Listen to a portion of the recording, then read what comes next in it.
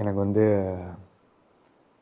என் படத்தில் செலிப்ரேஷன் அந்த இதெல்லாம் தான் பிடிக்கும். அவங்க ஆக்டிங் ஸ்கில்ஸு அந்த இது பல வேஷங்கள் அதெல்லாம் எனக்கு அவ்வளோ இது இல்லை. மக்கள் வந்தாங்கன்னா ரொம்ப என்டர்டெயின் பண்ணி அவங்க தேட்டரில் கத்தி ஜாலியாக இருக்கிறது அதெல்லாம் தான் அவங்களோட செலிப்ரேஷன் தான். இப்போ கமர்ஷியல் படம் தான் எடுக்கிறேன், அதில் ரொம்ப கிளியர். ஸோ இப்போ ஃபார் எக்ஸாம்பிள் ஒரு சாங்கு வைக்கணும் அப்படின்னா முடிஞ்ச அளவுக்கு அந்த சாங் வந்து அந்த ஃப்ளோ ஆஃப் த ஃபில்மை வந்து அஃபெக்ட் பண்ணுதா அப்படின்னு பார்ப்பேன். அப்படி அஃபெக்ட் பண்ணுதுன்னா அந்த சாங் இருக்காது. பட் இருந்தால் படம் என்டர்டெய்னிங்காக இருக்கா, என்டர்டெய்னிங்னா எனக்கு கமர்ஷியல்.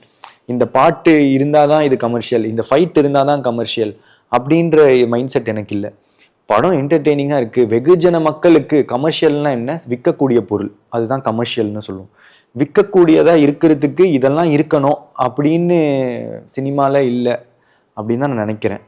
ஸோ அதனால் அது விற்கக்கூடிய பொருளாக வர்றதுக்கு என்னெல்லாம் பண்ணணும் அப்படின்றது மட்டும்தான் மைண்ட் செட். இதுதான் பேலன்சிங். மீன் சுவாரஸ்யமாக இருக்கா, என்டர்டெய்னிங்காக இருக்கா ஒரு சீனும், அவ்வளோதான் பார்க்குறேன். நான் ஒரு ஷார்ட் ஃபிலிம் 5-6 வருஷம் முன்னாடி, 7 வருஷம் நினைக்கிறேன் முன்னாடி பண்ணும்போது இந்த மாதிரி ஷேவ் ஃபுல்லாக க்ளீன் ஷேவ் பண்ணிட்டு பண்ணியிருந்தேன். இது டிஏஜிங் அதெல்லாம் பண்ணல, ஜஸ்ட்டு ஷேவ் பண்ணிட்டு பண்ணது தான். எனக்கு ஐ திங்க் ஜாலியாக தான் இருந்துச்சு.